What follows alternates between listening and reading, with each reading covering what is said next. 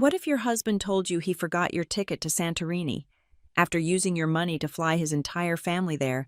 What if his reason was blood family only, and you, his wife, were suddenly an outsider? I laughed, right there in the snow-covered car, and got out. That was the moment I decided to spend the next year showing him the true cost of underestimating me. I did not get Santorini, but I got my life back. My name is Hadley Torres. The heater in the SUV is blasting, a roaring, artificial warmth that does nothing to touch the ice forming inside my chest. Outside, Denver is disappearing under a thick, silent blanket of white. The snow is heavy, sticking to the windshield almost as fast as the wipers can clear it, blurring the quiet suburban street into a watercolor of gray and yellow lamplight. We are parked.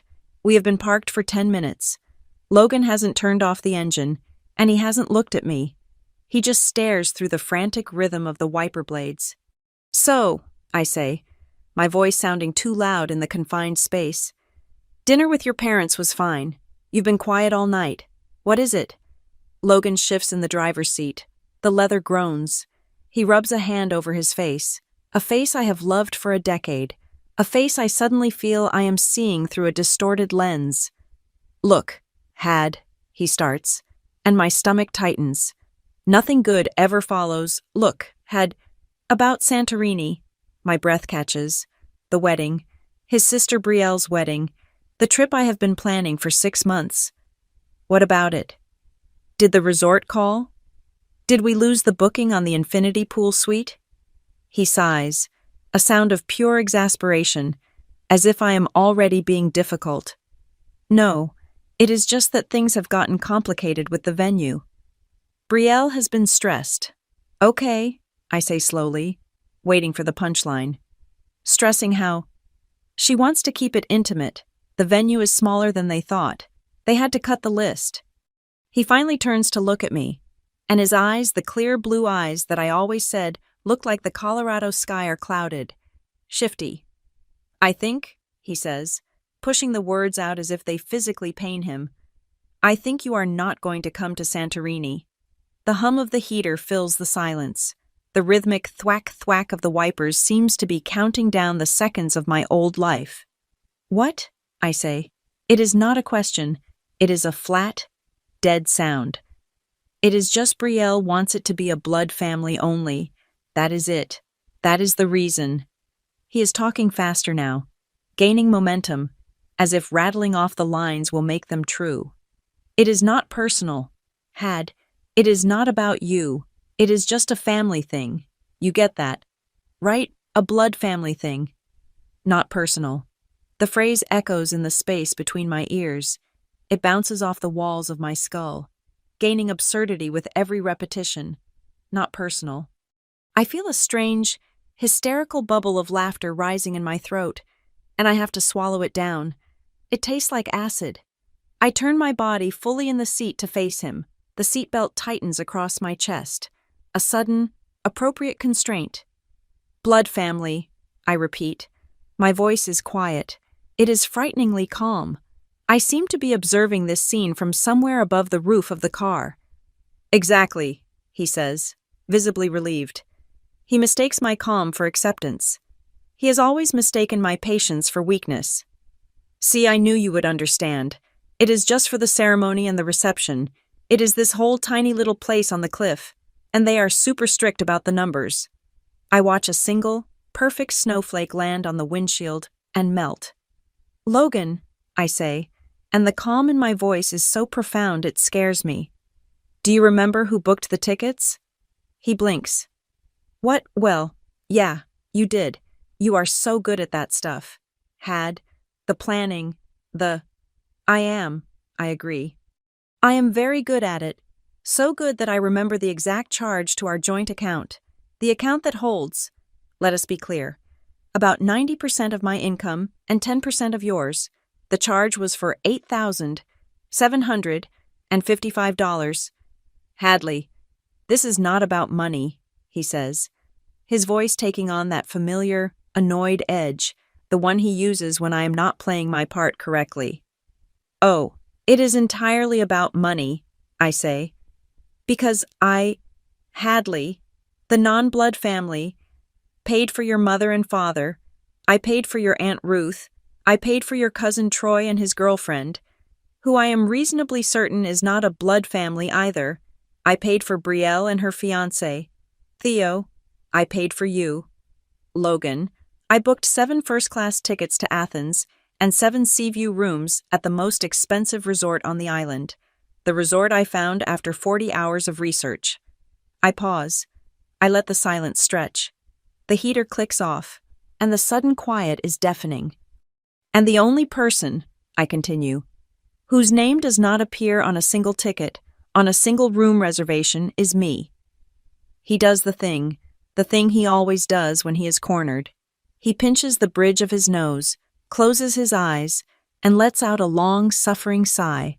It is a performance designed to make me feel small, demanding, and dramatic. Jesus, Hadley, do not be so dramatic, he mutters, right on cue. It is not a big deal. I told you, it is not personal. You already said that. Well, I will make it up to you. He is trying to be magnanimous. Look, while we are gone, I will use my own money, my private account, and I will book you a week at that spa in Cherry Creek, the one you are always looking at, a full week, just for you. His own money, his private account, which I know for a fact contains a small inheritance he received 2 years ago and refuses to merge, calling it his safety net. He is offering to bribe me with my own earnings, repackaged as his generosity. The bubble of laughter I swallowed earlier bursts. It is not a pretty sound. It is not a giggle or a chuckle. It is a sharp, cold, ugly laugh that tears out of my throat. It sounds rusty, like a piece of machinery that has not been used in a very long time. Logan's head jerks back. He stares at me, his mouth slightly open. This is not in the script. I'm supposed to cry. I'm supposed to plead. I'm supposed to ask him how he could do this to me, to us. I am not supposed to laugh. Hadley, he says, a flicker of genuine fear in his eyes. I laugh harder, a dry hacking sound that hurts my ribs. A spa week, in Denver, in the snow, while you are in Santorini. Stop it, he snaps. You are being hysterical. Stop the car. Logan? What? We are stopped. We are right outside the... Let me out, I say. The laughter is gone. My voice is now as cold and flat as the pavement outside. Stop the car. Unlock the doors. Hadley, it is snowing. It is 10 degrees. Do not be stupid. Unlock the door. He hits the button, an angry, frustrated jab. I open the door. The blast of Arctic air is a physical slap, stealing my breath. It feels like a baptism. I step out of the SUV. I do not bother to zip my coat. The wind whips my hair across my face, and the tiny, sharp needles of snow feel like they are cleaning me. I pull my phone from my pocket. My fingers are already stiff, but I manage to dial. Who are you calling? Logan yells from the warmth of the car. Get back in. People will see you. I am calling Lena, I say, turning my back to him. I face the empty street, the identical, sleeping houses. I am calling Lena Morales to come and get me. The phone rings once, twice. Lena always picks up. Because I am not, I say, mostly to myself, spending one more second in a car with a man who just made me the invisible sponsor of his family vacation. Hadley, for God's sake. His voice is a mixture of anger and panic. He is losing control of the situation. Lena picks up. Hey, H, what's up? You are supposed to be at movie night. Hey, I say, my voice shaking, but not with tears, with cold, with adrenaline. Change of plans. Can you pick me up? I am in Logan. What street is this? He just glares at me. I read the street sign under the hazy yellow glow of the lamppost. I tell Lena the cross streets. I will be there in 10, she says. No questions asked. That is Lena. I hung up. I stand there, under the light, the snow collecting on my eyelashes and shoulders. I am shaking so hard my teeth are chattering, but I realize, with a sudden, shocking clarity, that I am not just cold. A thought is forming in my head.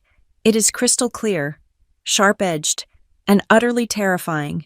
If he can plan this, if he can sit next to me for months, watching me book, pay for, and plan a trip he knew I was not invited to, if he can do all that, the thought finishes itself. Then I can plan. 2. The black SUV idles by the curb for another minute, a dark shape in the swirling snow. I do not look at it. I just stare at the streetlight, at the halo of light it casts on the fresh powder. He does not get out. He does not roll down the window to plead. The brake lights flash red. The car pulls away from the curb, its tires crunching on the packed snow. He turns the corner at the end of the block and disappears. He leaves me, standing alone on a frozen street in the middle of Denver, and for the first time in 10 years, in the middle of the shock and the cold and the betrayal, I feel a strange, terrible, and exhilarating flash of freedom. It started 2 months ago, on a crisp October morning that felt a lifetime away from the ice-slicked street I was left on. I was at the kitchen table, laptop open. On the screen was the wireframe for a new boutique hotel's website, a project I was genuinely excited about. My second project of the quarter, the one bringing in the serious money. In my left hand, a mug of espresso, black and strong. The steam felt good in the cool morning air. Logan walked in, already in his suit. Though it was barely 7:30 a.m., he was knotting his stupidly expensive silk tie, the navy one with the tiny silver scales, and squinting at his phone. "Brielle locked it in," he said, not looking up. "She's decided. It's Santorini." I smiled, a real, genuine smile. "Oh, that is perfect for her." And it was. His younger sister, Brielle, was all ocean breeze and sun-bleached hair, a yoga instructor in Venice Beach who lived her life according to moon cycles and organic juice. She was a free spirit, and the idea of her getting married on a whitewashed cliff overlooking the Aegean Sea felt absolutely, perfectly right. "That is great," I said, taking a sip of coffee. "Tell her I am thrilled. I cannot wait." Yeah. He finally looked up, his face set in that pre-work stress look I knew so well. "Listen, I am absolutely swamped at the firm. This partner review is killing me. I am in at 6 and not leaving until 9. I just do not have the bandwidth for this." I already knew what was coming. The bandwidth for what? Logan. The planning, the flights, the hotel. He gestured vaguely with his phone. "Could you just handle it? Just book the flights and hotel for us. You are so much better at finding the deals anyway. For us, the two of us, a trip to Greece for his sister's wedding. Of course, I would..." "Sure, Logan, no problem. Just send me your passport details and any dates you are absolutely blocked off from." "You are a lifesaver, he said, already turning back to the hallway to grab his briefcase. He did not ask if I had time. He did not ask if I could fit it in with my own deadlines. He just assumed, and, like I always did, I made his assumption true. The problem is, just handle it for us, quickly became a different beast. An hour later, my phone rang. It was his mother, Marilyn. "Hadley, dear," she started, her voice all syrupy sweetness. "Logan mentioned you were handling the travel arrangements for lovely Brielle's little wedding. You are just so organized. A real godsend. You know, your father-in-law and I. We are just hopeless with those internet sites. Would you be a dear and just add our tickets to your booking? It will be so much simpler if we are all on the same flight." "Of course, Marilyn," I said, already opening a new tab. "I will find something with a comfortable layover." Before I could even get back to my design work, a text from Brielle herself popped up. Hadley sun emoji. Wave emoji. So excited. "Heard you're a travel wizard. Could you pretty please book for me and Theo too? We'll pay you back. Also Aunt Ruth, and maybe Cousin Troy. Mom said it's better if it's all one big booking. You're the best."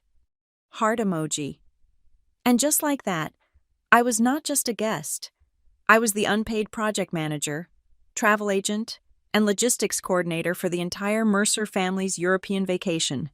I sighed, pushed my wireframe project to a separate monitor, and opened a fresh Excel spreadsheet. My real job, the one that paid our mortgage, would have to wait. For the next 2 weeks, I lived in a world of kayak alerts, flight aggregators, and time zone calculations. I cross-referenced flights out of Denver, Los Angeles for Brielle, and Boston for Aunt Ruth. I balanced layover times with ticket prices, proximity to the city center versus quiet, comfort versus cost. Then came the resort. Brielle had a vision. It had to be Instagrammable. It had to have that iconic blue and white view. And crucially, it had to have an infinity pool. I spent hours. I'm not exaggerating. Probably 40 hours, unpaid. I read blogs. I scoured reviews on a dozen different sites. I emailed concierges to ask about sunset visibility. I finally found it the Perivolos Paradise, a 5-star hotel carved into the cliffs of Oya. It was breathtaking. It was absurdly expensive. It was perfect. I presented the spreadsheet to Logan one evening. He glanced at it for maybe 30 seconds. "Looks great, he said, scrolling through a brief on his phone. "Whatever you think is best, just pull the trigger." So I did. I sat at my computer, the same kitchen table spot, and I pulled the trigger. I opened our joint checking account. I stared at the balance. Most of it was from my last 2 freelance contracts, my work, my late nights, my creativity. Logan's salary from the firm was solid, but after his student loans, his car payment, and what he called his essentials, which included a frankly embarrassing amount spent on lunches and whiskey, what he contributed to the joint account was a fraction of what I did. Yet, to hear him tell it at family dinners, he was the provider. He was the one making it all possible. I was the one with the cute little design business that kept me busy. I clicked on New Transfer. I moved the money to the credit card. Then I went to the travel site. 7 tickets, 7 rooms, Brielle and Theo, Marilyn and Frank, Aunt Ruth, Cousin Troy, and Logan.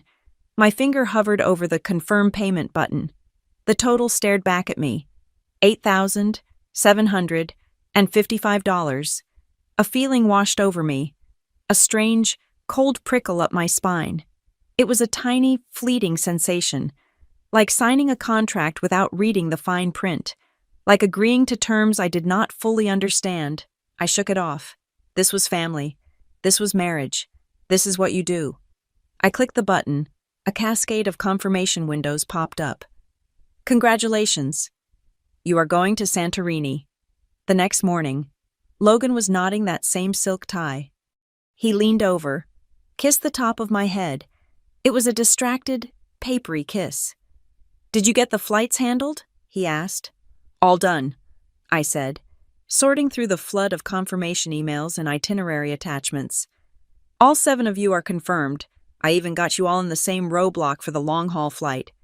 See, what would I do without you? Had you are a rock star."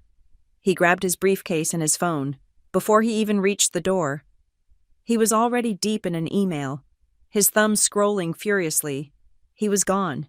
I was left alone at the table, surrounded by the digital receipts of my own erasure.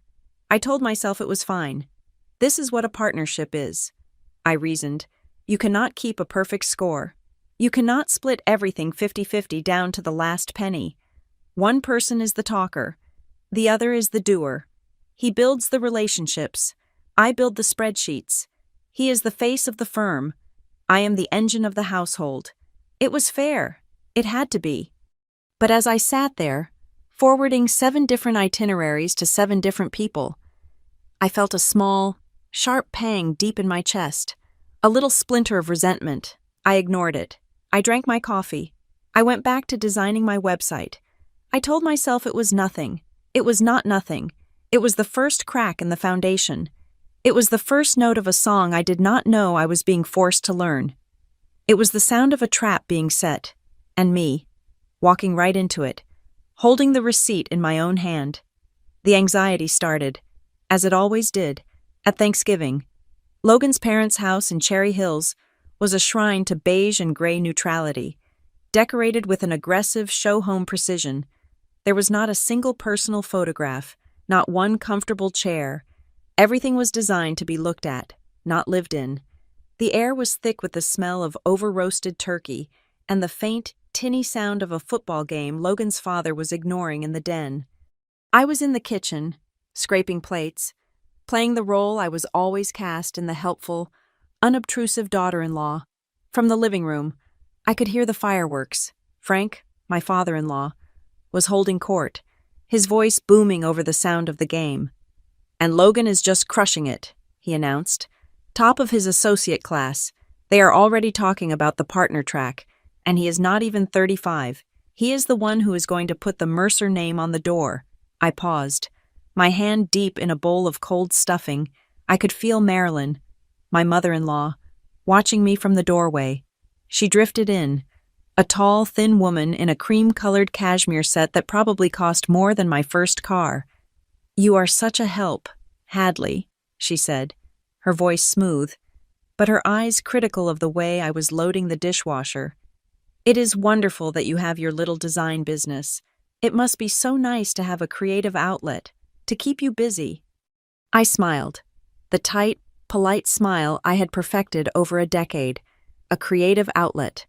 My little design business had, in the last 6 months, quietly paid for the new roof on this very house when Frank's investments had a bad quarter. It had also paid for the down payment on Logan's polished-to-perfection Audi. But in the Mercer family narrative, I was the hobbyist. Logan was the empire. "It is fulfilling," I said, closing the dishwasher with a firm click. That is when Brielle swept in, a whirlwind of linen, turquoise jewelry, and the scent of patchouli. She was glowing, her sun-kissed California skin a stark contrast to the sterile, snowbound Denver home. "Hadley," she squealed, grabbing a champagne flute.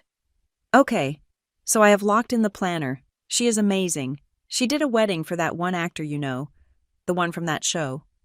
And she agrees. All white florals are the only way to go. Peonies and gardenias, everywhere." "That sounds beautiful." I said, genuinely happy for her. "I am glad it is coming together."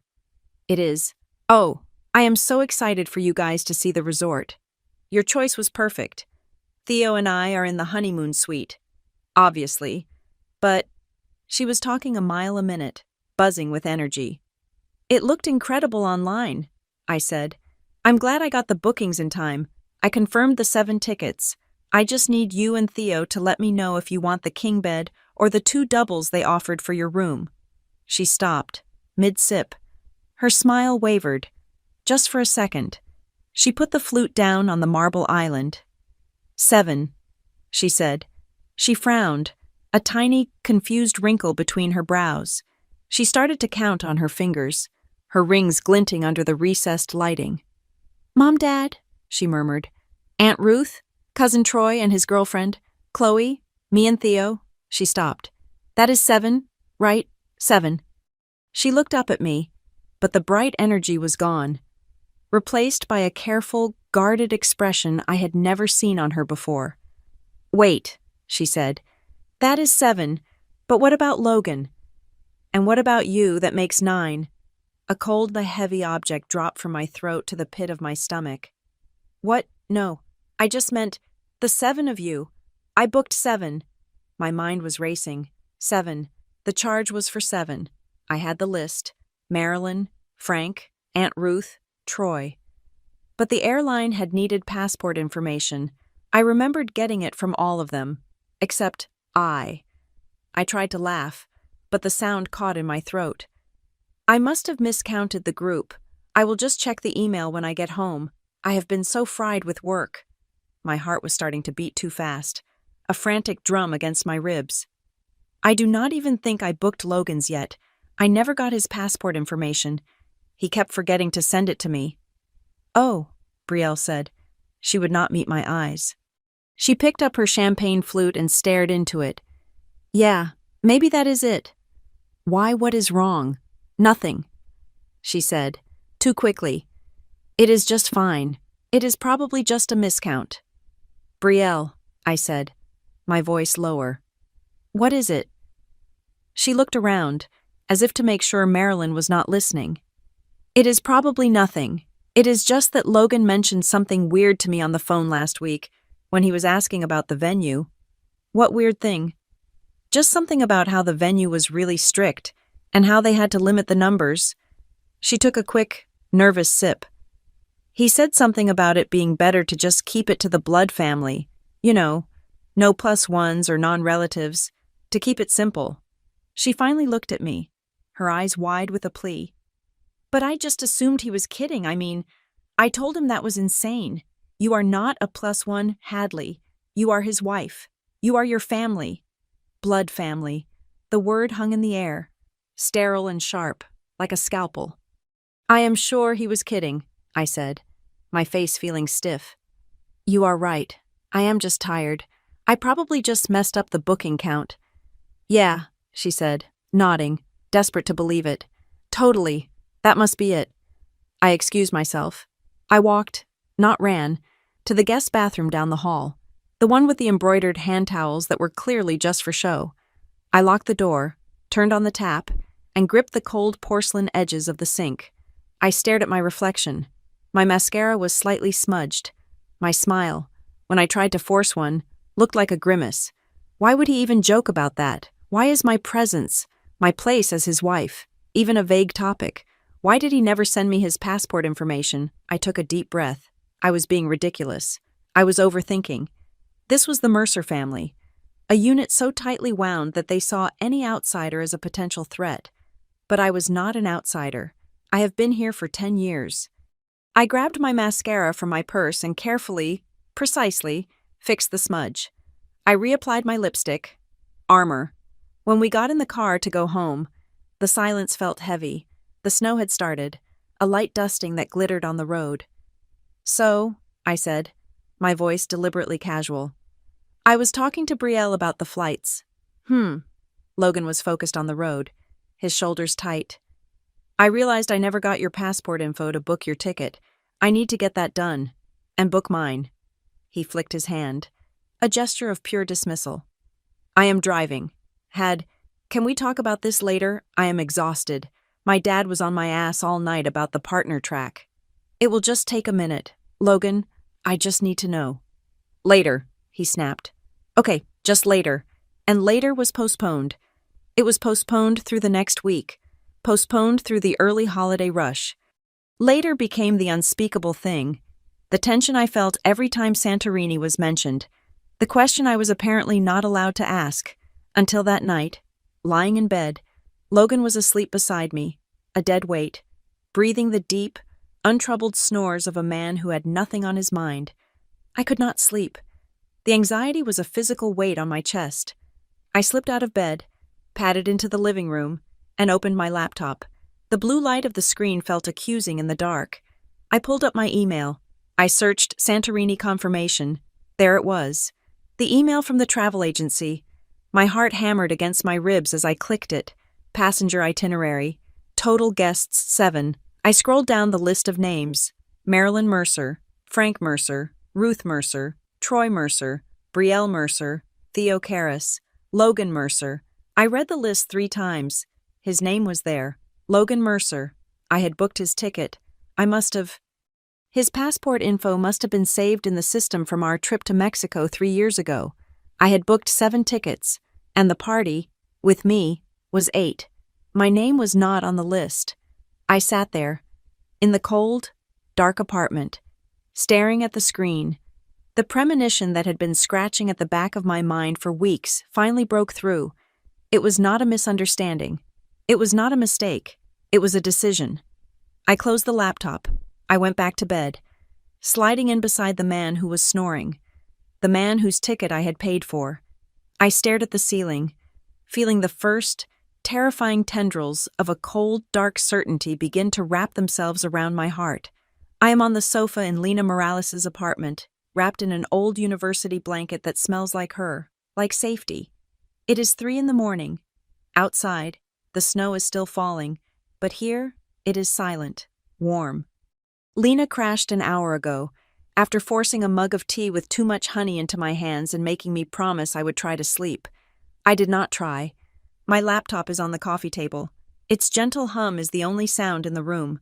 My fingers are trembling, but not from the cold anymore.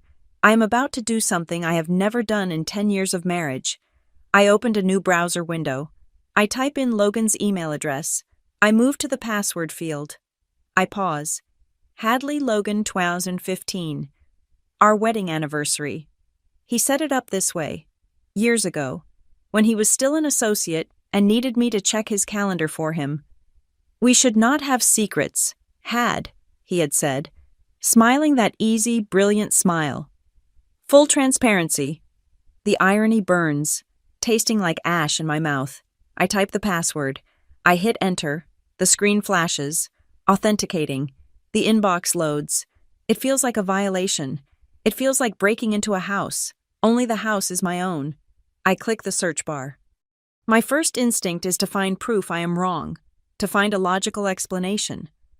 I type Santorini. The results flood in. Itineraries, confirmations, the ones I already saw. But then, older ones. I scroll down, past my own bookings. My eyes landed on a thread from 3 months ago. Subject, re-guest list. Jitters. It is an email from Logan to his mother. Marilyn. My blood runs cold. I clicked it. Marilyn's email is first. Logan. Darling, I am thrilled about Brielle's choice, but I am worried about the dynamic. Are you sure Hadley understands how to blend in? She can be a bit sensitive about feeling like an outsider. It might be simpler for everyone if this is just a core family trip. I stop breathing. She can be a bit sensitive. I scroll down to Logan's reply, sent from his phone, late at night. Mom, I will handle it, he wrote. You are right. It is just better if she stays home. It keeps things simpler, and honestly, it avoids any drama. No offense to her, but this is blood. I will find a way to let her down easily. I will just tell her the venue is tiny. I have to read it 3 times before the words stabilize. He did not just agree with her, he validated her. It is just better if she stays home. He has been planning this for 3 months. My shaking hands click back to the search results. Another thread. This one is with Brielle. Subject venue capacity. I open it, a sense of dread closing around my throat. This one is from Logan, to his sister. Hey, B, running into a snag with the venue capacity for the reception. To make it easy on you, let us just tell everyone we are trimming the list to blood family only. I can blame the planner or the venue. Whatever you want. It is just cleaner this way. And it stops Mom from worrying about the dynamics. I will handle Hadley. My stomach twists. Brielle, poor bubbly Brielle, who looked so guilty at Thanksgiving. She had not made the rule. She was not the one who wanted blood family only. It was Logan. It was all Logan. He built the entire lie, blaming his sister, blaming the venue, blaming tradition, all to manage his mother and get what he wanted. I close the email window. I feel sick, but I'm not done. The lie about Santorini is one thing, but the bribe the spa week from his private account that felt different, that felt practiced. I opened a new tab. I log into our joint credit card account, the one I pay, the one tied to the joint checking account that I found. I do not look for Santorini. I just look. I scroll back. 1 month, 2 months, 3. The charges are a blur of groceries, gas, utility bills, and then Ophelia's electric soapbox. A charge for $212 on a Tuesday night. I remember that night. Logan said he was at a late client dinner at some steakhouse downtown. He hates Ophelia's. He says it is too trendy, but I love it.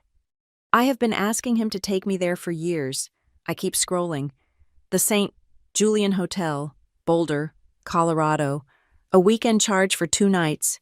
6 weeks ago. I freeze. The company retreated. He said he was going to a firm retreat in Boulder. He said the firm paid for everything. The firm did not pay. I did. I scroll further.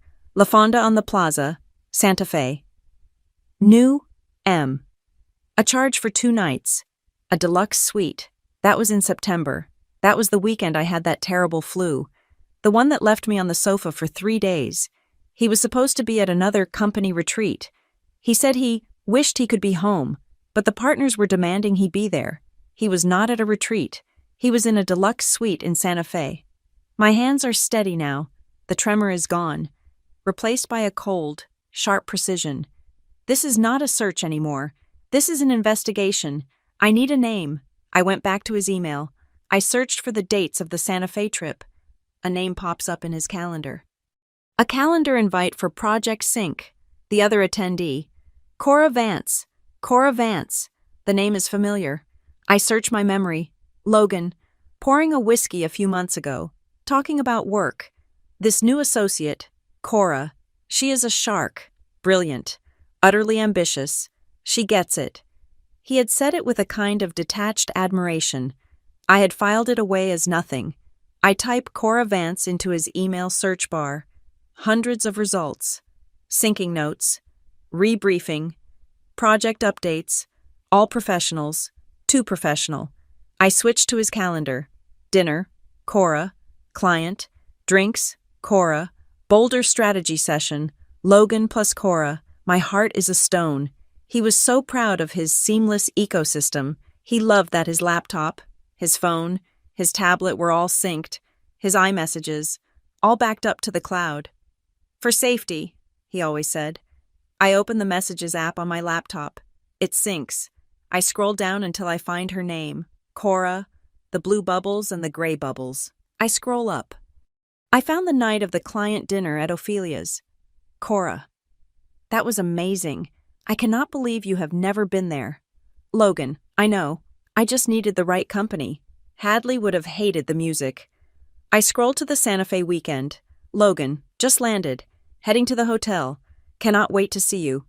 Cora, hurry up. This robe is not going to wear itself. I feel the bile rise in my throat. This weekend I was sick. The weekend I was texting him. Telling him I missed him. I keep scrolling. My thumb moving with a mechanical, numb precision. I need to see it all. I need to know the bottom.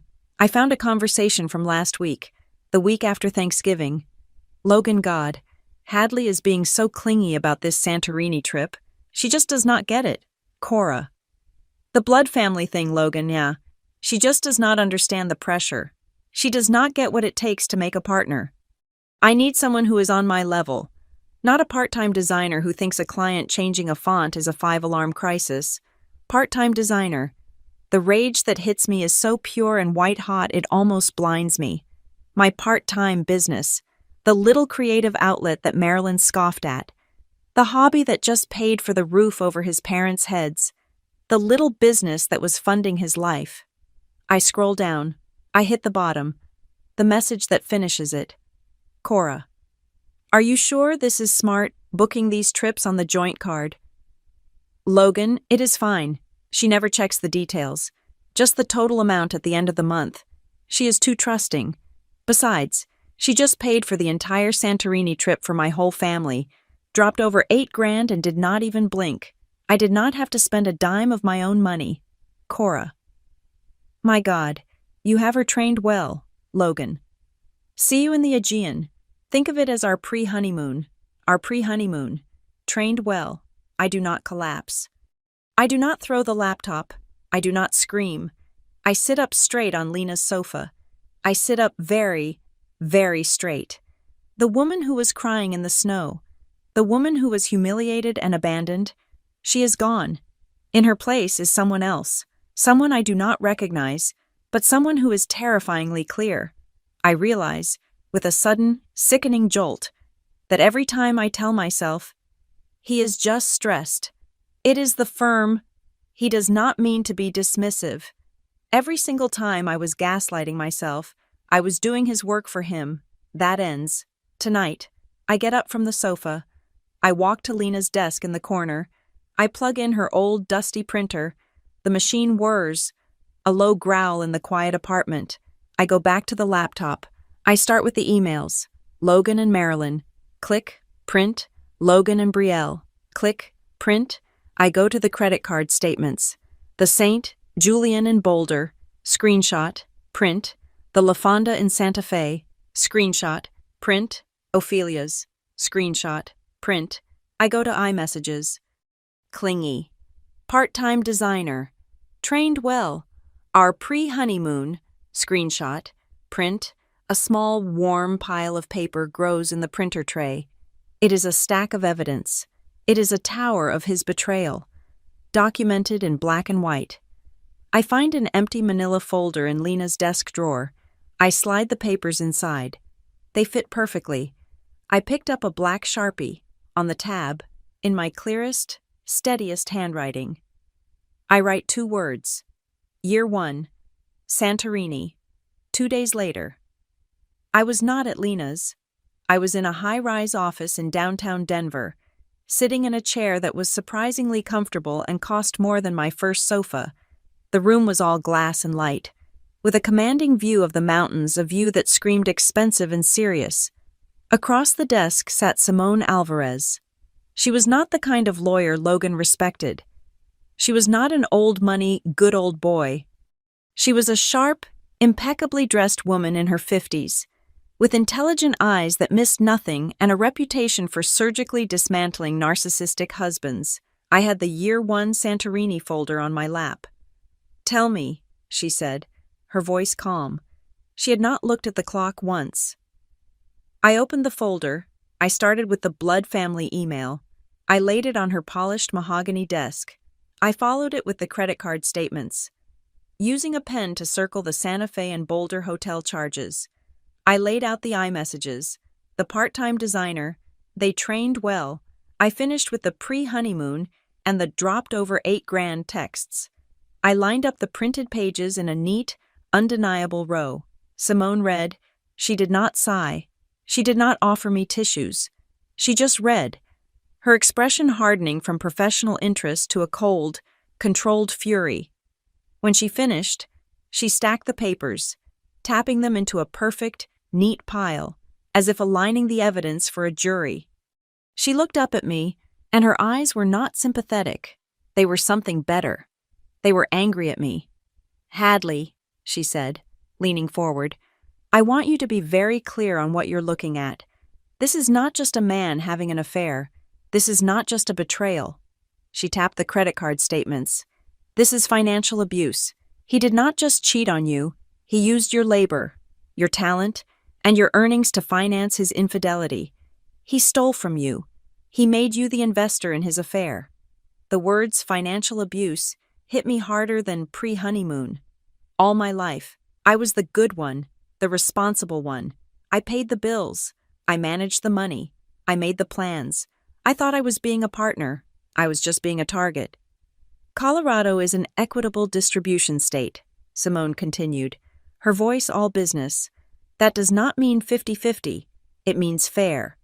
And I will argue that what is fair is you being compensated, dollar for every cent he siphoned from your joint accounts for this Cora Vance. Before we even begin to divide the other assets, we can subpoena his firm's records, his private account. We can trace every dinner, every hotel room, every flight." The idea of a long, public, nasty fight made my stomach churn. Seeing Marilyn's face in court, having Cora Vance on the stand. "But," I said, my voice quiet, "what if I do not file?" "Not yet." Simone raised an eyebrow. "He thinks I am hysterical," I said, the cold clarity from Lena's apartment returning. "He thinks I am a part-time designer who is too trusting. He thinks I am dramatic, but ultimately weak. He thinks he won." "And what do you think?" I said. "I want him to keep thinking that. I want him to get on that plane. I want him to go to Santorini with his mistress, on my dime, thinking he is the smartest man in the world. I want him to be at his absolute highest, his most arrogant, and then I want the floor to disappear." A slow, appreciative smile spread across Simone Alvarez's face. "A let-him-win strategy, bold, risky. It gives him time to move assets." "He will not move assets," I said, "because he thinks I am stupid, and because he is too arrogant to believe he will ever face consequences. He will just see me as the wife who finally, tearfully, accepted her place." "All right," Simone said, leaning back. "If we do this your way, we do it with a plan, not emotion. From this moment on, you are a strategist. What do you need? First, I said, I need to become financially independent, as in today. That afternoon, I walked into a different bank, a small, local credit union where I did not have a history. I opened a new business checking account under my own name, Hadley Torres Designs. I used my parents' address in another state for the statements. I went back to Lena's, logged into our joint account, and looked at the balance. My last client payment had just cleared, a big one. I had been planning to use it to pay off a chunk of our mortgage. Instead, I set up a transfer, not all of it, just a small, messy number, $4,678. It looked like a payment for a business expense, an equipment purchase. Printer repair supplies. I typed in the memo line. I hit confirm. The feeling of that money landing in an account that he could not see was the first clean breath I had taken in days. I set up a system. Every client payment from then on would be split. A small, plausible amount would go to the joint account. The rest, the 90%, would go to me. The next step was a place to land. I spent the next week telling Logan I was visiting my parents to cool off. He agreed, relieved, texting me, I am glad you are taking time. I love you. I did not go to my parents. I was in Denver, driving through the Rhino Arts District. I found it on a Tuesday, a one-bedroom studio loft, on the third floor of an old converted warehouse. It had exposed brick, 20-foot ceilings, and a massive north-facing window that flooded the space with the kind of perfect, indirect light designers dream of. It was empty. It was clean. It was safe. The leasing agent was a woman with purple hair who was more interested in her phone. It is available in 2 weeks, she said. I need it, I said. But I cannot move in until the last week of January. She shrugged. You pay for it. You can have it. I signed the lease. I paid the deposit and the first month's rent. The move-in date was set for January 22nd. Logan's flight to Santorini was January 20th. I went back to Lena's, my hands shaking on the steering wheel, the signed lease in my purse. The nights were the hardest. The planning was a fortress, but the grief was a flood, and some nights it washed over the walls.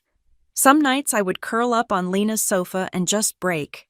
I would cry until my head throbbed, not for the man Logan was, but for the man I thought he was, for the 10 years I had invested, for the life I had been so proud to build. The future I saw, with kids, with a shared history, was now just a smoking crater.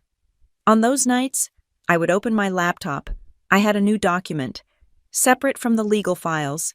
It was a simple timeline. January 20th.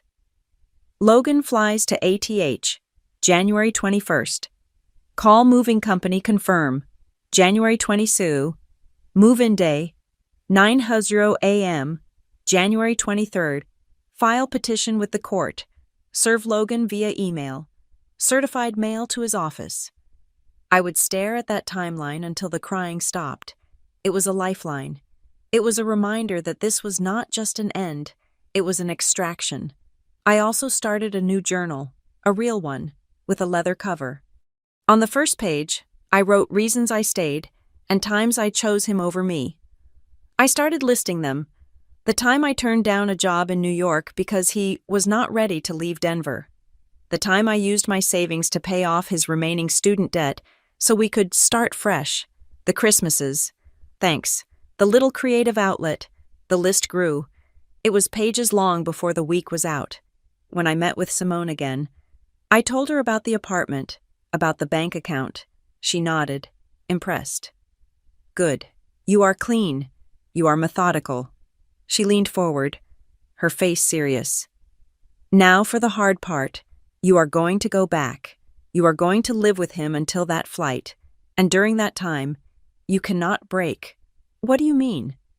I mean, no drunk texts, no passive-aggressive comments about Greece, no accidental sighs, no sudden tears when he talks about his mother. You cannot, under any circumstances, show your hand. He is a lawyer. Hadley. He is arrogant, but he is not stupid. If he suspects you are planning, if he suspects you have a lawyer, He will lock down his assets so fast your head will spin. You have to be the woman he expects you to be, the loving, slightly wronged, but ultimately forgiving wife. You have to play the part of your life." She looked me dead in the eyes. "This is not about revenge. This is about your future. Do not let one moment of anger cost you the next 30 years. Can you do that?" I thought of the man I loved. I thought of the man who had trained me. "Yes," I said. "In this plan, my feelings are not in the email." "Good," she said. "Now, let us talk about the day he flies." I went back to the apartment that night. After 3 days at Lena's, I walked in, and he was on the sofa, surrounded by takeout containers. Looking lost and slightly pathetic, the prodigal wife had returned. He looked up, his face a mixture of relief and defensiveness. "Hadley," he said, standing up. I played the part Simone and I had rehearsed. I let my shoulders slump. I looked at the floor. I made my voice small. "Logan," I said, "I am so sorry." I let a single, well-timed tear escape. I was getting good at this. "I was just so stressed from that project. I overreacted in the car. It was awful of me. I get it. I do. It is Brielle's day. It is a family. Sometimes family has to come first. I should not have made it about me." The relief that washed over his face was so profound, so immediate, that it almost made me laugh. He crossed the room and pulled me into an embrace, burying his face in my hair. "Oh, God, he breathed, his voice muffled. "I knew you would get it. I knew you would. I have been miserable. I don't know what I thought." He bought it, every last, pathetic word. He was so convinced of my weakness, so steeped in his own narrative of my compliance, that the performance was not even difficult. I was the good wife, and the good wife, always, eventually, understood. "I will make it up to you. I promise," he said, pulling back to look at me, his eyes full of that sincere, manipulative warmth I used to find so charming. "You do not have to," I said, wiping my fake tears. "You just go. You have an amazing time with your family. Enjoy it. Enjoy it for both of us." "And you?" he asked, still cautious. "I am fine, honestly," I said, manufacturing a weary but brave smile. "I will probably just stay here, lock myself in the office, and get ahead on that new coffee shop rebrand. It will be good for me. No distractions. And you?" I added, as if the thought had just occurred to me. "You have to promise to take so many pictures of the ocean for me, all the pictures." "I will," he said, kissing my forehead. "I will take 1,000,000. The performance was complete. The curtain had come down. The next 3 weeks were a masterclass in the domestic arts of a double life. By day, when Logan was at the firm billing hours, meeting with clients, having pre-honeymoons in his mind, I was a machine. I started with the boxes. I went to the liquor store and got a dozen empty cardboard boxes. I brought them up one by one, through the service elevator. In the back of our large, walk-in closet, I began the great sorting, my books, the heavy art history textbooks I had kept from college, the ones he always complained about, took up too much space. They went into a box, my design manuals, my collection of first edition novels, boxed, my tools, my Wacom tablet, my backup hard drives, my specialized pens, my high-end scanner. He would not even know they were gone. He did not know what half of them were. Boxed. My clothes. I had surgery. I left the entire Hadley Mercer wardrobe, the modest cashmere sweaters, the sensible dark-wash jeans, the bland cocktail dresses I wore to his firm's holiday parties. I took my clothes. The leather jacket I bought with my first ever paycheck, the vintage concert t-shirts, the boots I loved, one by one, the boxes filled. I sealed them with packing tape and, with a thick black marker, I wrote one word on each donation. I stacked them neatly against the back wall of the closet, behind his oversized golf bag. They looked, to the casual eye, like nothing more than a long overdue spring cleaning. While the boxes filled, I worked at my scanner, I sat at my desk, the door to the office locked, and digitized my entire life, the mortgage documents, showing my down payment contribution from my inheritance, the bank statements from the last 10 years, highlighting the transfers from my business account that covered our joint expenses, the emails from his parents, thanking me for paying for their new roof, the credit card receipts for his Audi, the student loan payment confirmation, showing my part-time business had paid off his law degree in one lump sum. I was building a second, identical file to the one in Simone's office. This one lived on a thumb drive, which I kept in my wallet, nestled right next to my driver's license. When Logan came home, I would be at the stove, making his favorite pasta. The apartment would smell like garlic and basil. "Rough day?" I would ask, turning to kiss him, my face a mask of wifely concern, and I would watch him. I really watched him. Now that I knew the truth, the lies were so obvious, so clumsy. I could not believe I had missed them. He would be texting under the table while we ate. "Just a client," he would murmur. "This deal is blowing up." I would just nod, sympathetically. Of course, more wine. I would watch his eyes as he scrolled through his phone, the tiny private smile that would cross his face when, I knew, a message from Cora Vance appeared. His sudden late nights. "Gotta go back to the office." This brief is a killer." His Thursday night client meetings, which always ran late and left him smelling faintly of a perfume that was not mine. I documented it all. I kept a new private calendar on a secure app. 7:14 p.m. Text from CV client, 9:02 p.m. Late meeting at firm. He even started bragging. He was high on the success of his con. "You know," he said one night, swirling his whiskey in a glass I had bought him, "I think this is my year. They are really looking at me as a partner. I have been building a relationship with a few very big clients. It is all about personal connections. You know, they trust me." I knew exactly what personal connection he was talking about. I knew Cora's father was a senior partner at a rival firm, and Logan was likely using her for information as much as she was using him for his wife's money.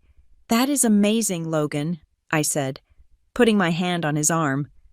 "You have been working so hard. You deserve it." I filed that away. 2. The partner leverage.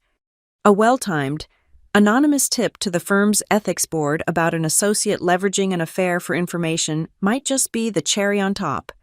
The worst part, the absolute hardest part, was the nights. We would get into bed.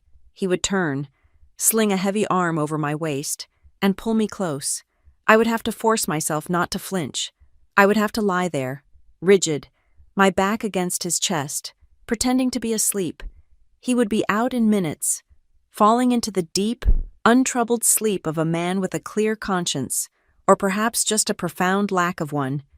And I would be wide awake. I would lie there in the dark, my eyes open, staring at the shadows on the wall, and I would listen. I would listen to the sound of his breathing, the soft, rhythmic snoring that I once found comforting. Now, it was the sound of his oblivion. With every snore, I would mentally recite the plan. Step 1. He gets on the plane. Step 2. The movers. Step 3. The filing. I would run through the timeline, over and over, until the first gray light of dawn started to creep in through the blinds. One afternoon, he came home early, a rare occurrence. I had been careless.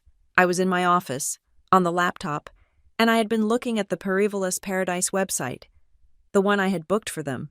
I was staring at the 3D map of the resort, at the little icon for the honeymoon suite. I heard his keys in the door, but it was too late to close the window. He walked in, loosening his tie. "Hey, had the meeting got—" "Oh," he stopped. Seeing the screen, he saw me staring at a map of Santorini. A normal husband might have seen guilt.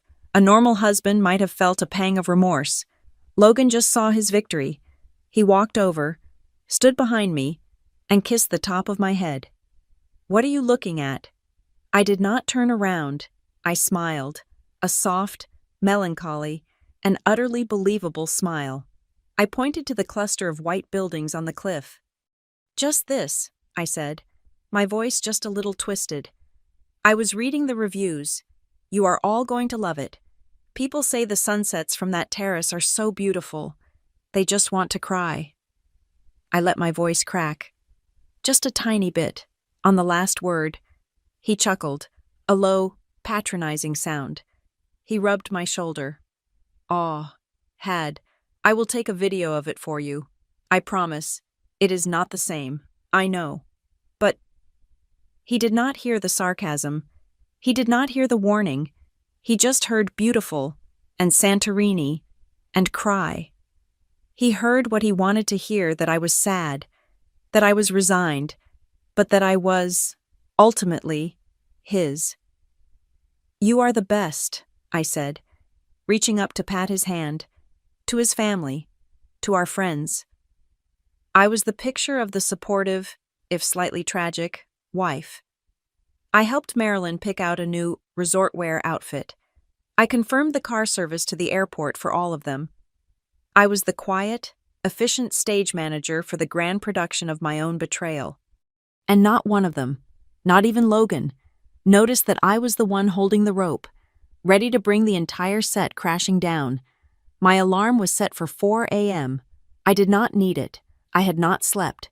I slid out of the bed, a silent, practiced move, careful not to disturb the man occupying the other half of it. For the last time, the apartment was dark, still, holding its breath before dawn. I went to the kitchen. I made the coffee, the sound of the grinder. A noise I once found comforting now sounded like a starting pistol. I made toast, light. Something easy on your stomach for the flight, I had promised him. I squeezed fresh orange juice, the perfect domestic departure scene. He stumbled out at 4:45 a.m., rubbing his eyes, a parody of the man I thought I married. Morning, he mumbled. Morning, I said. My voice was bright, almost cheerful, the performance of my life. Coffee is fresh, toast is on the counter. He grunted, his attention already on his phone, probably coordinating with his travel companion. He sat at the counter, scrolling, sipping. As he grabbed his second piece of toast, I leaned against the sink, the picture of casual, wifely concern. You got everything passport. He slapped the breast pocket of his jacket, a gesture of such profound, arrogant confidence. Right here, he said. Firmly in my control. Good, I said, my smile not wavering. You would not want to forget that. He finished his coffee, grabbed the sleek, expensive roll-on suitcase I had bought him for his birthday 2 years ago. He stood by the door, a man on the verge of a great escape. Well, he said, guess this is it. Guess so, I said, walking over to him. He pulled me in for the hug. It was a one-armed, perfunctory embrace. His mind was not here. It was already on a cliff in the Aegean. I will call you, he said, his voice muffled in my hair. If the Wi-Fi at the resort is decent, I will FaceTime you, show you that sunset. You do that, I said. My voice was flat against his chest, my eyes wide open, staring at the wall behind him. He pulled back. He picked up his bag. He opened the door, then paused and looked back at me. A woman standing in the shadows of a dark hallway. He gave me a smile. It was not a kind smile. It was slight, superior, and laced with a pity I now understood. It was the smile of a man who believed, with his entire being, that he had just gotten away with everything. He pulled the door shut. The deadbolt clicked. I stood in the hallway. I did not move. I listened. I heard the faint ding of the elevator down the hall, the whir of the cables as it took him down, away, and out of my life. I counted. 1, 2, 3, the digital clock on the oven, the one he always complained was too bright, flipped over. 5:07 a.m. I stood there for exactly 10 more seconds. I took one deep, cleansing breath in, filling my lungs with the stale air of our shared life. I let it out, a long, slow, steady stream. The performance was over. The work began.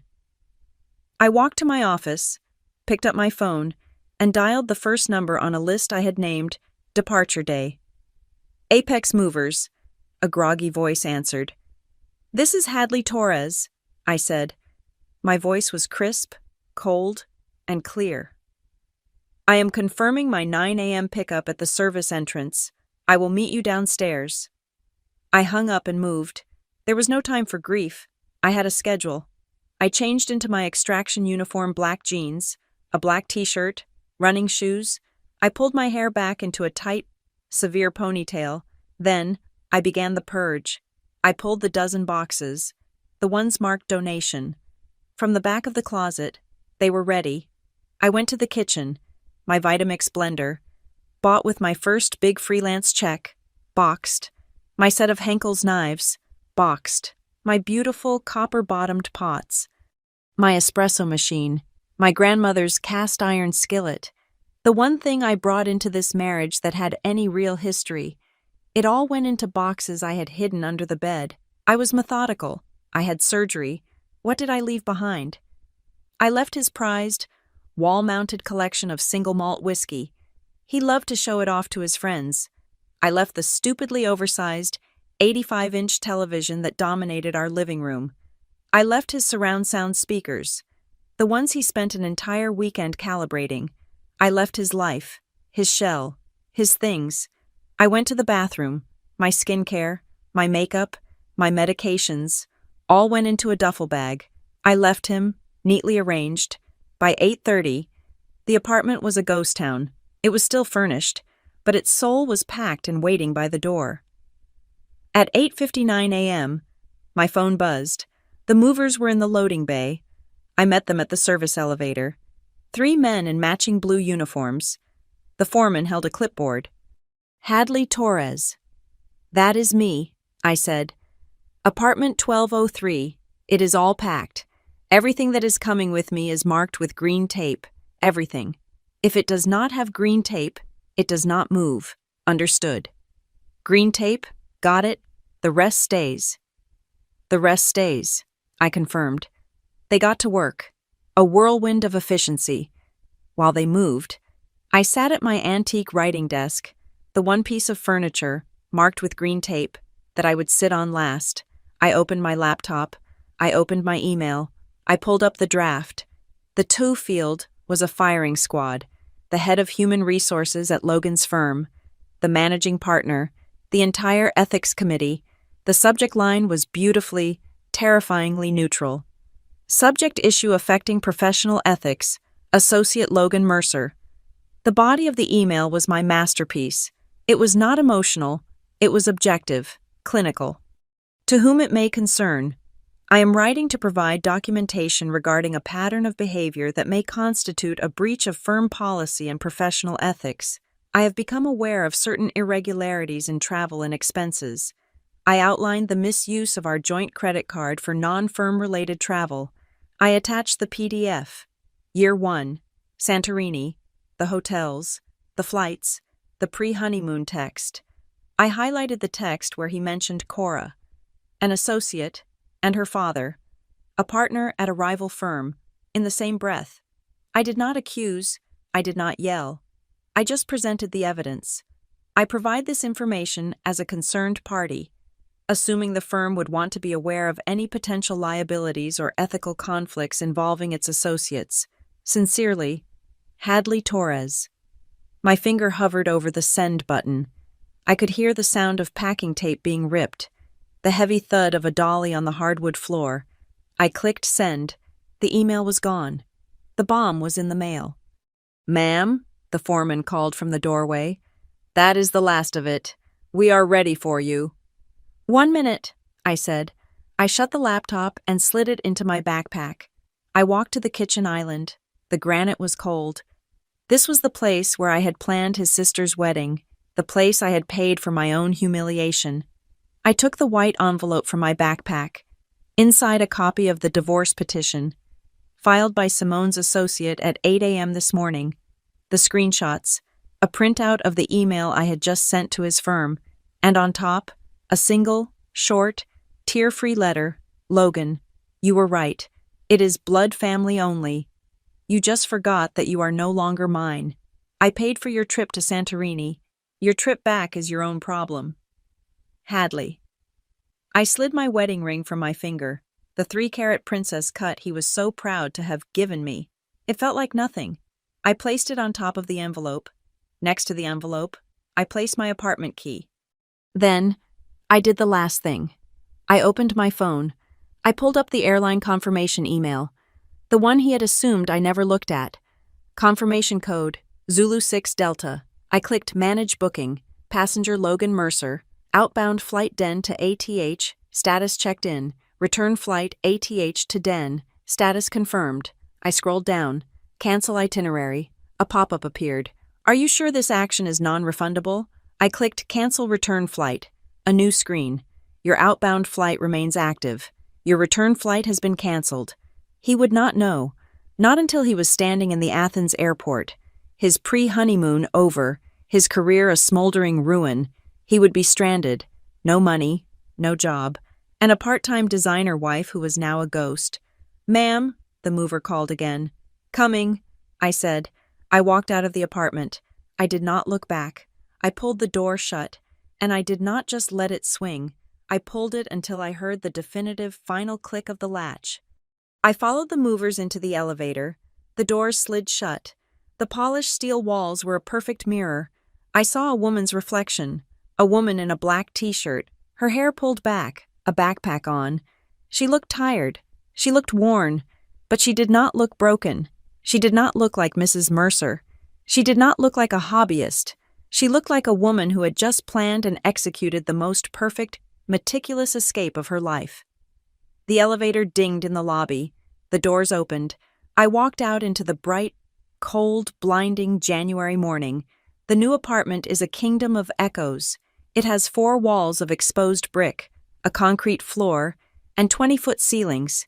The giant, north-facing window looks down on a quiet street in the Arts District, right above a small coffee shop that smells like roasted beans and cardamom.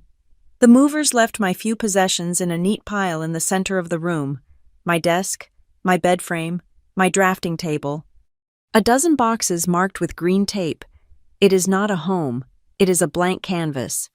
That night, I did not unpack. I just assemble the bed frame, throw the mattress on it, and crawl under the one blanket I brought. The building is strange. It groans. The pipes tick. I can hear the faint sound of music from another apartment. I listen to the unfamiliar sounds. I smell the faint, clean scent of the empty room, and for the first time in what feels like a decade, I fall asleep in less than 5 minutes. I sleep, deeply. I wake up to my phone vibrating on the floor. It is day 2. It is buzzing with a ferocity that tells me the dominoes have started to fall. I have a new rule: I do not answer calls from numbers I do not know.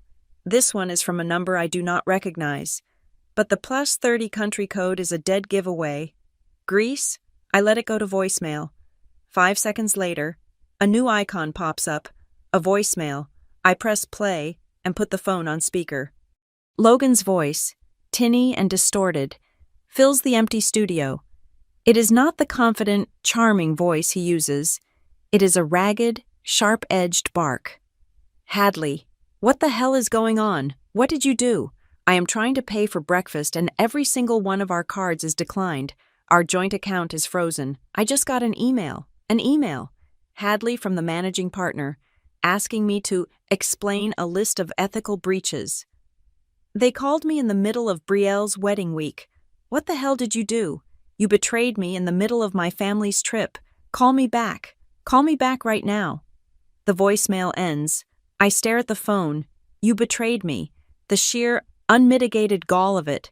The audacity. I press the 7 key. The automated voice says, voicemail deleted. I stand up. I stretch. The sun is streaming through the massive window, and I have work to do. I start unpacking. As I am setting up my desk, the phone buzzes again. A text. This one is from Brielle. Hadley. I don't know what is going on, but all hell has broken loose here. Logan is a wreck. He's been on the phone for 6 hours, screaming. Mom and Dad are furious. Purple fuming. They keep saying you ruined my wedding.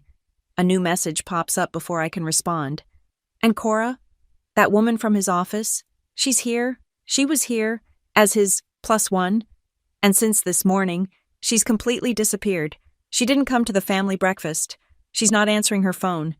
Everyone is staring. This is a nightmare. Hadley, my whole wedding is a nightmare. My fingers hover over the keyboard. I feel a genuine, sharp pang of pity for Brielle. She is the collateral damage, her perfect, sun-drenched, Instagrammable wedding is all overshadowed by her brother's arrogance. But then I feel something else, a cold, hard line of resolve. This is not my fault. I did not pack Cora Vance in his suitcase. I did not lie to his sister. I did not make him bleed our joint account dry for a pre-honeymoon. I am not the villain here. I am just the one who finally turned on the lights. I text her back, Brielle, I am so truly sorry for what this is doing to your wedding. You don't deserve this, but this is not about you.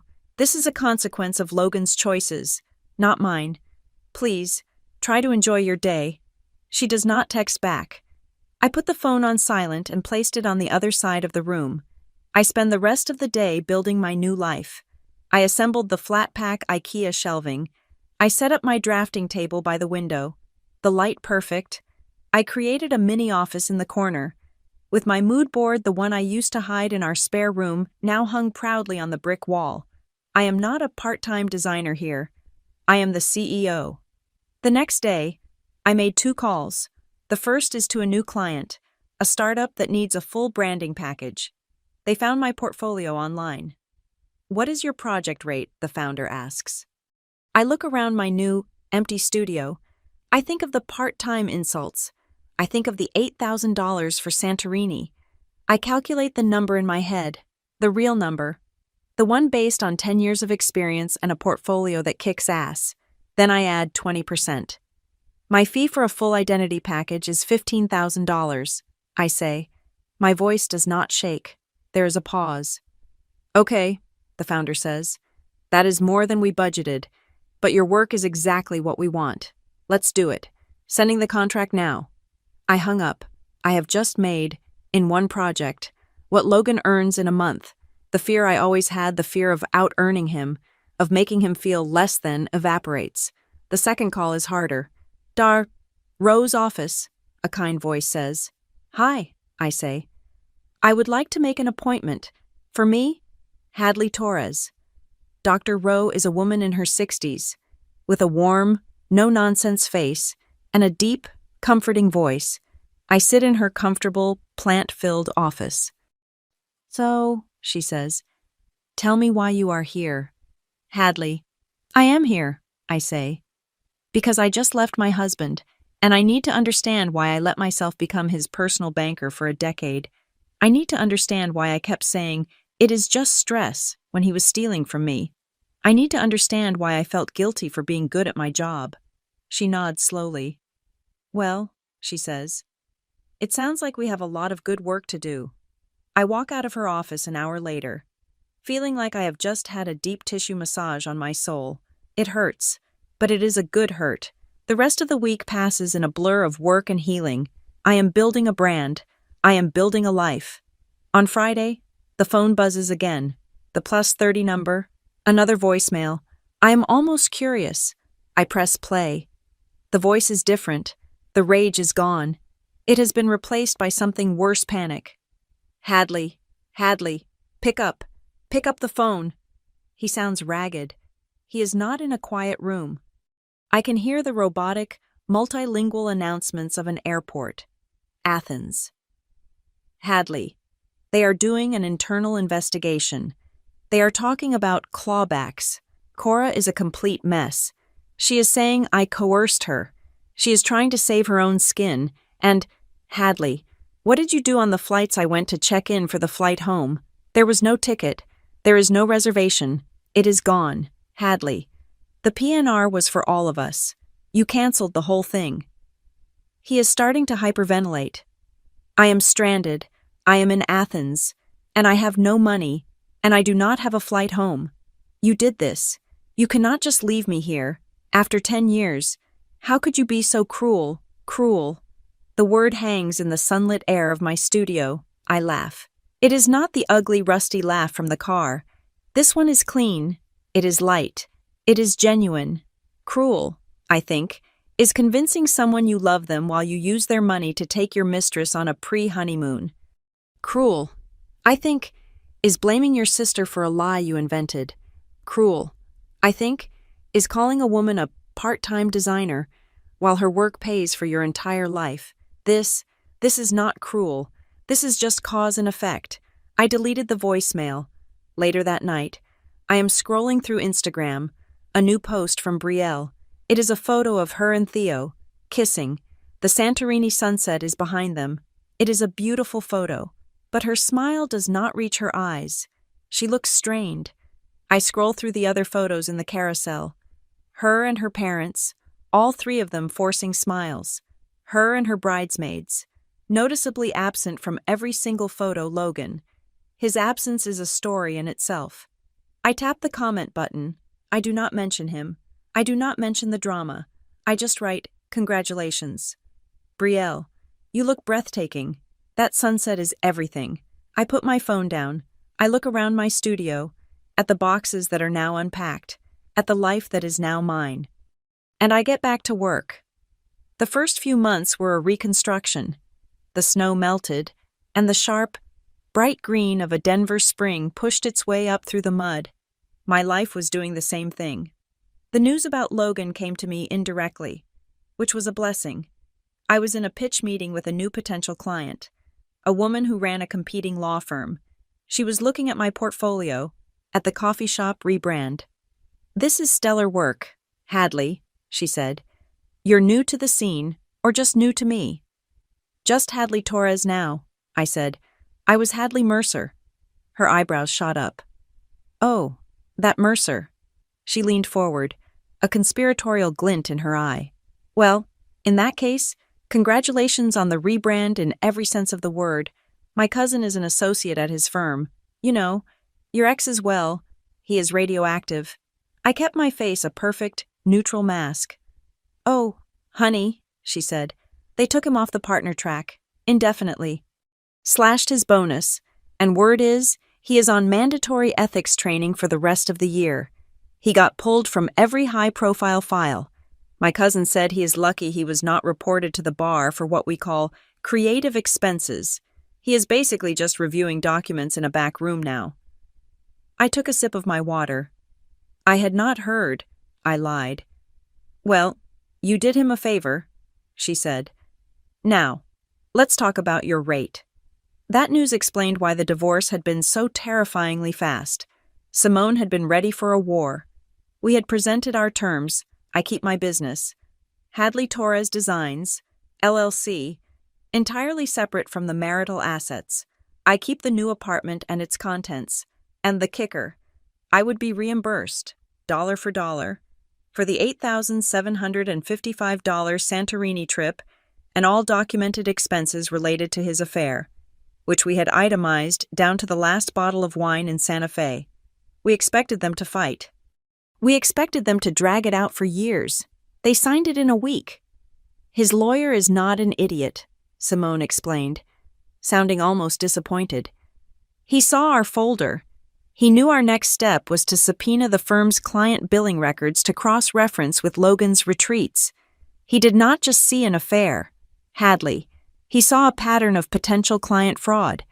He told Logan to sign the papers before we put him in a position where he would lose his license. The marriage was dissolved on paper, quietly and without fanfare. And with that, the shadow of Logan Mercer finally lifted, and my life flooded in to fill the space. The coffee shop rebrand was a massive hit. It was all over the local design blogs. My part-time work, my little creative outlet, was suddenly in high demand. The email came from a venture capital firm. "We have a client, a new mental health app called Breathe Easy. They need a full identity package. We loved what you did with the coffee chain. Can you meet?" I did. I quoted them a price that made my own knees weak. They did not blink. "Great. When can you start?" I was working 14-hour days, but not like before. Not with a pit of resentment in my stomach.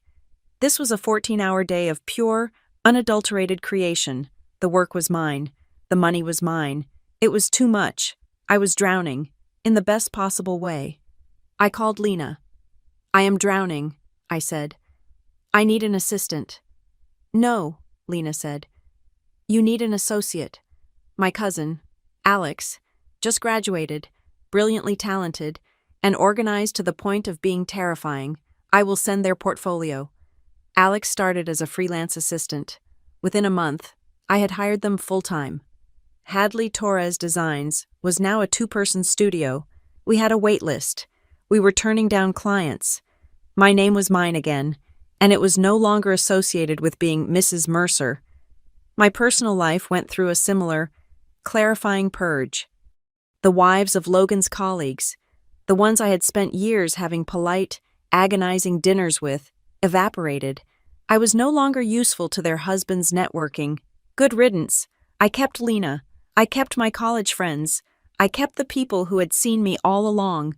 The biggest, most unexpected change was Brielle. She called me, 3 months after Santorini, from California. Her voice was small. "Hadley," she said, "I just wanted to call, and to apologize. I was a coward." "Brielle, you do not have to." "Yes, I do," she insisted, her voice cracking. "I let him and my mother set the narrative. I was so caught up in my perfect wedding that I let them treat you like that. I let him blame me. I am just so sorry. He is my brother. But he was wrong. What he did was monstrous.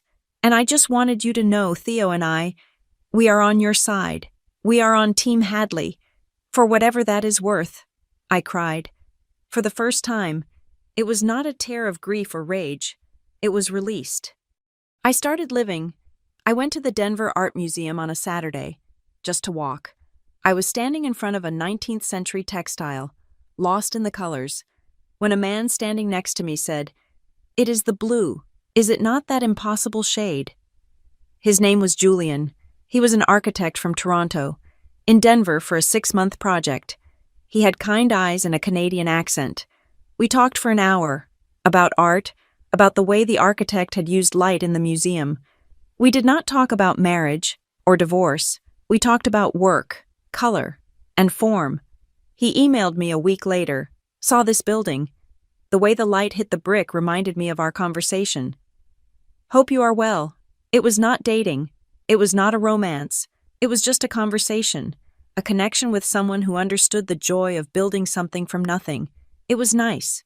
Logan, the man, the monster, began to fade. He became a ghost.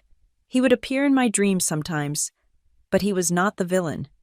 He was just a man, a stranger in a suit, looking confused, standing in a room I was about to leave.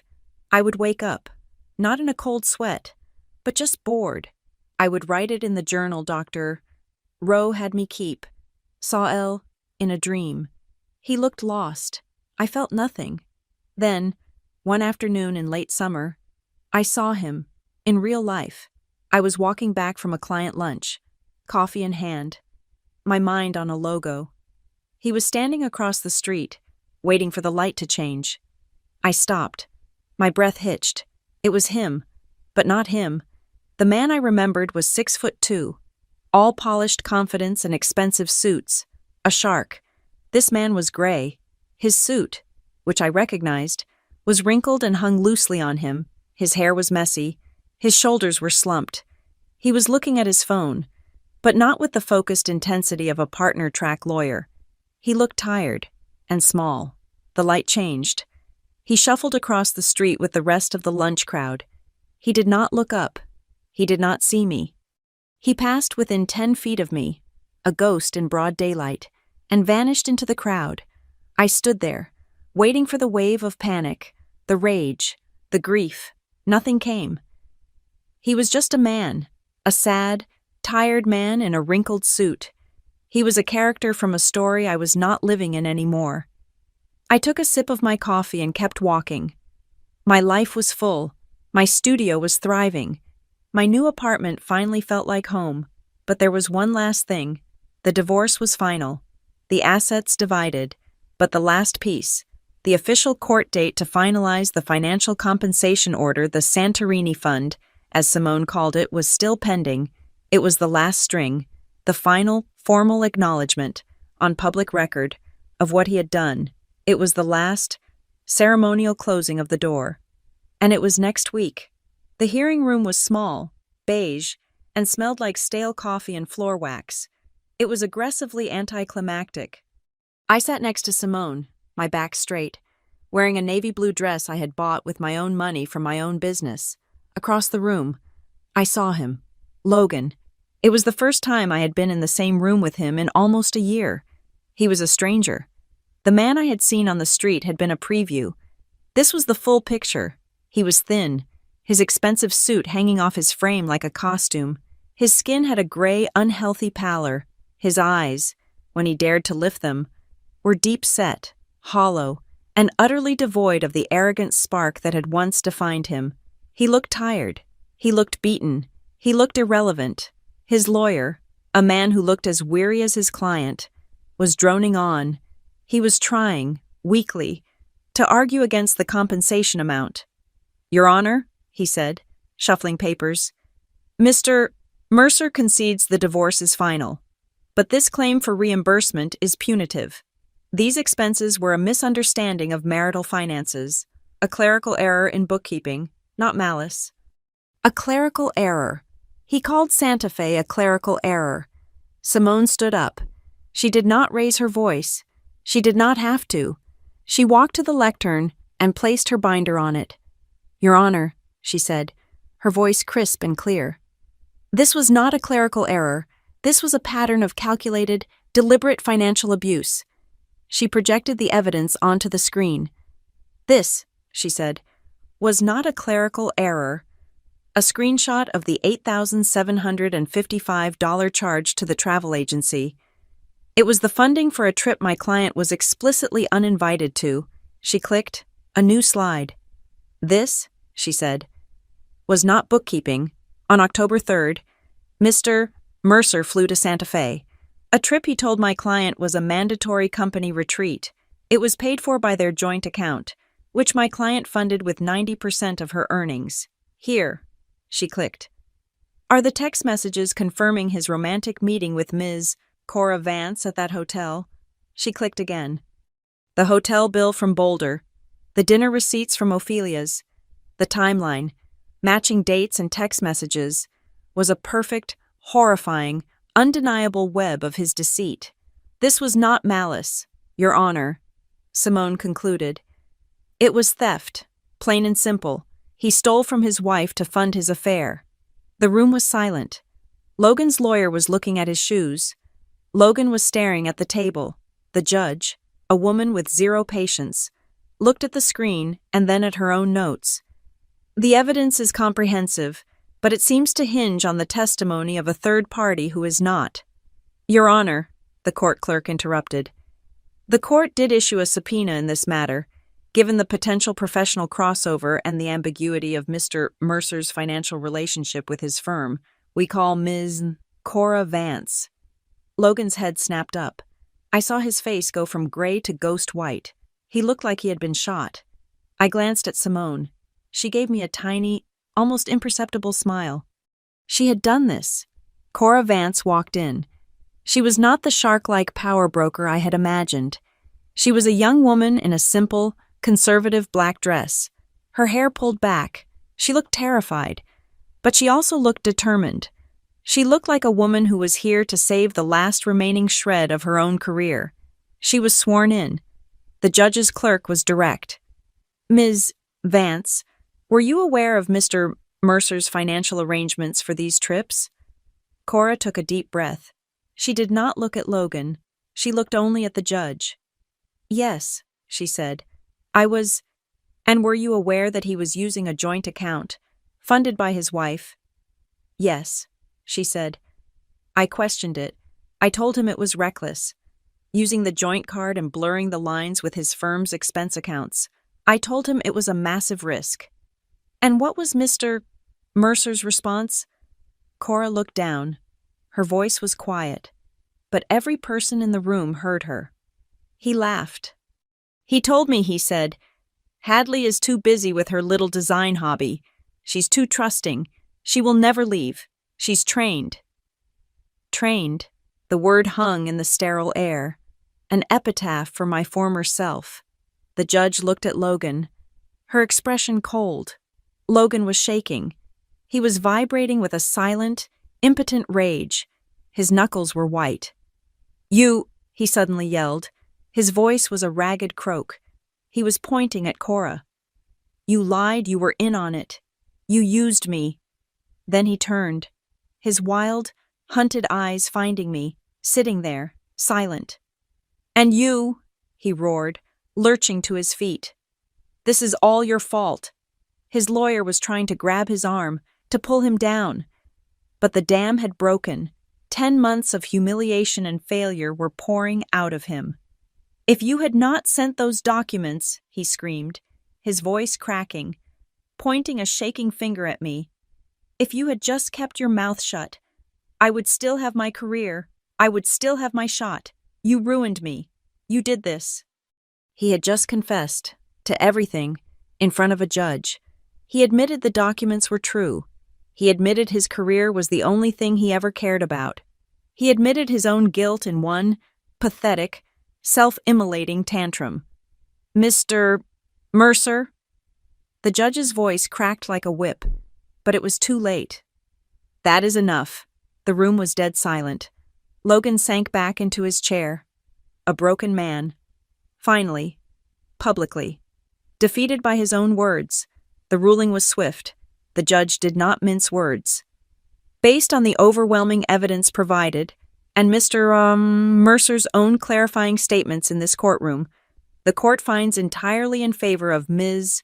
Torres. She was granted full reimbursement, every dollar. She granted the full and total separation of my business, Hadley Torres Designs, LLC, from any and all marital claims. She ruled that all debts incurred for the non-marital expenses, including the credit card debt he had racked up since our separation, were his sole responsibility." It was over. I stood up. I felt light. Simone put her hand on my back, and we walked out. He was waiting in the hallway. He must have run. He blocked my path. His face was a mask of desperation and disbelief. "Hadley," he whispered. His voice was hoarse. "Hadley, please, I know I messed up. I know I was wrong. But you did not have to. You did not have to ruin me. My career is over." I looked at him, really looked at him, the man I had loved, the man I had feared, the man who had called me his part-time designer. He was just a hollow thing. "I did not ruin you, Logan," I said. My voice was quiet. It was not angry. It was not triumphant. It was just true. "I just pulled back the curtain. It is not my fault what you built could not stand the light." I stepped around him, and I did not look back. A few weeks later, I was in my studio, my own studio. I was standing in front of my closet, packing a new, sleek carry-on bag. My passport, with my name, Hadley Torres, sat on the bed. Next to it, a single plane ticket and a hotel confirmation. For one, to Santorini. I arrived. I checked into the Perivolos Paradise, the same hotel I had booked for them, but I had my own room, the one I had found during my research. The small, perfect white cave carved into the cliff, with a private balcony that hung right over the deep, impossible blue of the Aegean. I spent my days walking through the whitewashed streets of Oia. I ate fresh fish by the water. I spent my afternoons sitting on that balcony, in the sun. My laptop was open. I was working, but not in a hurry. I was designing the new brand identity for a nonprofit organization, a group that provided legal and financial support for women leaving financially abusive relationships. Next to the laptop was my sketchbook. I was drawing again, not for a client. For me. The sun was setting. It was exactly as beautiful as I had imagined. That impossible, heartbreaking, cry-worthy sunset. The sky was on fire with orange and purple. I was watching it, the wind salty on my face, when my phone buzzed. A text from Julian. "One day, you have to take me to that place you're in. It looks like heaven." I smiled. I looked out at the water, at the last sliver of sun disappearing into the sea. I typed back, maybe. But this time, if I bring someone, they will be there for me. Not instead of me. I put the phone down. I closed my laptop. I just sat there, breathing. That last night in Santorini, I thought about that $8,000, the money I had spent on a trip I was uninvited to. It was not a loss. It was not a theft. It was the price of my admission. It was the cost of my freedom. I looked back on the year, on the woman I was in that snow-covered car, and I realized that betrayal, that one moment of brutal humiliation, was the single greatest investment I had ever made. Thank you for listening to my story. Please comment below where you are listening from. I would love to connect and share our thoughts. Please subscribe to Zoe Revenge Stories, like the video, and give it an extra boost by hitting the hype button so this story can be heard by more people.